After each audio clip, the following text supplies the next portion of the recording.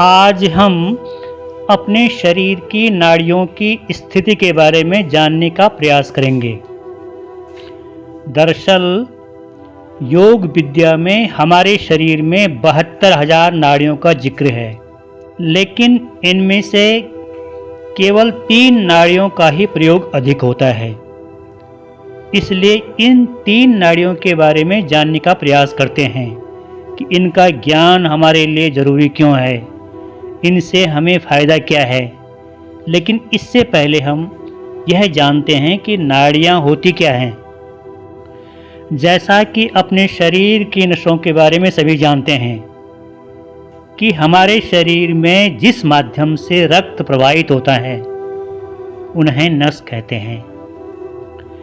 इसी प्रकार नाड़ियाँ भी होती हैं जिनसे हमारे शरीर में ऊर्जा प्रवाहित होती है, उन्हें नाड़ियाँ कहते हैं। बस ये नाड़ियाँ दिखते नहीं हैं और न ही इनका कोई भौतिक स्वरूप होता है। अनुभव से हम इन्हें महसूस कर सकते हैं और अनुभव तभी हो सकता है जब इनका रसास्वादन करेंगे यानी प्रयोग करेंगे, तब तक इनके बारे में समझ में नहीं आने वाला। इसीलिए इन्हें आध्यात्मिक नाड़ियाँ भी कहते हैं।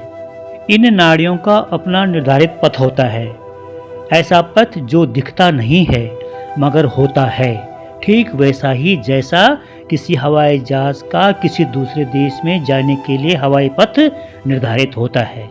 अपने निर्धारित पथ से ये नाड़ियाँ शरीर में ऊर्जा प्रवाहित करती हैं।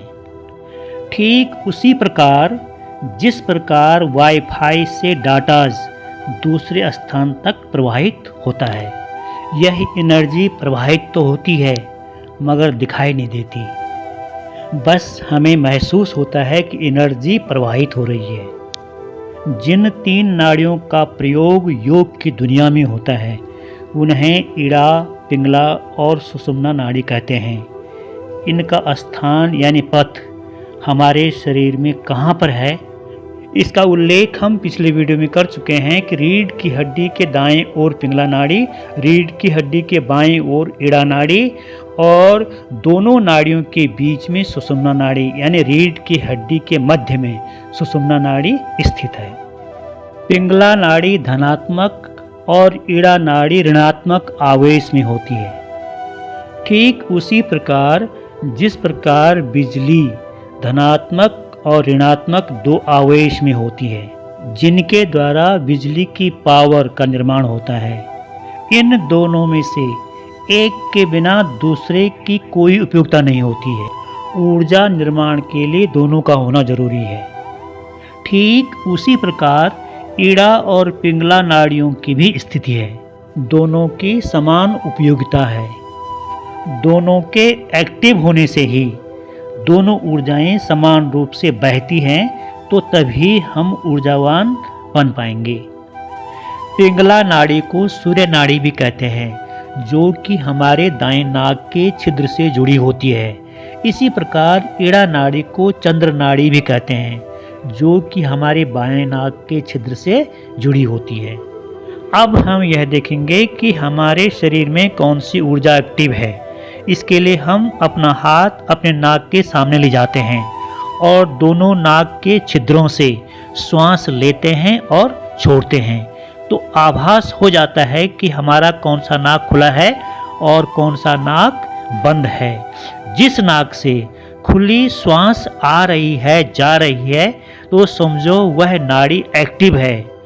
जैसे बाएं नाक से खुली श्वास आ रही है जा रही है तो समझ लो कि इड़ा नाड़ी यानी ऋणात्मक ऊर्जा एक्टिव है। लेकिन ऋणात्मक ऊर्जा से ही काम नहीं चलेगा। धनात्मक ऊर्जा के लिए हमें पिंगला नाड़ी को भी एक्टिव करना होगा।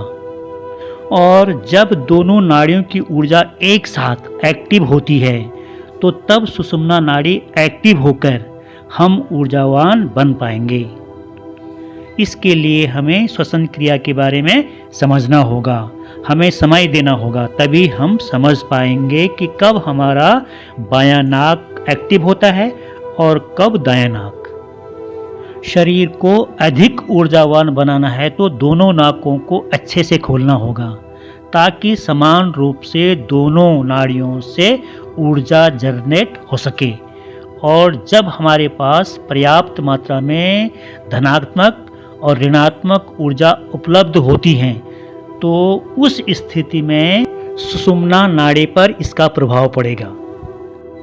इस स्थिति को पाने के लिए योगी जन प्राणायाम और नाड़ी शुद्धिकरण करते हैं ताकि श्वसन क्रिया द्वारा श्वास का आवागमन सही ढंग से हो सके। प्राणायाम के द्वारा योगी अपने नाड़ियों को शुद्ध करते हैं, जिनमें अनुलोम विलोम के साथ कुंभक लगाने का विचार भी योगियों ने दिया है, जिसमें बाएं नाक से श्वास खींचते हैं और अपने पेट में उसे रोककर दाएं नाक से छोड़ते हैं। फिर दाएं नाक से श्वास खींचते हैं और पेट में उसे रोककर बाएं नाक से छोड़ते हैं। इसी क्रिया को नाड़ी शुद्धिकरण कहते हैं। लगातार अभ्यास से इड़ा और पिंगला नाड़ी एक्टिव रहती हैं। इससे शरीर ऊर्जावान होने से हमारी सुषुम्ना नाड़ी भी एक्टिव होने लगती है। योगी महात्मा इन नाड़ियों का प्रयोग अपने योग साधना में भरपूर करते रहते हैं। कुछ योगी समय और मौसम के अनुसार अपने किसी एक नाड़ी को एक्टिव कर देते हैं। जैसे ठंड है तो पिंगला नाड़ी और गर्मी है तो इड़ा नाड़ी को एक्टिव कर देते हैं। यदि आप भी योग साधना के साधक हैं तो अपने नाड़ियों के उपयोग से भरपूर लाभ उठा सकते हैं। आशा है आज के इस कार्यक्रम के द्वारा आपको अपनी नाड़ियों के संबंध में कुछ ज्ञान जरूर हुआ होगा। धन्यवाद।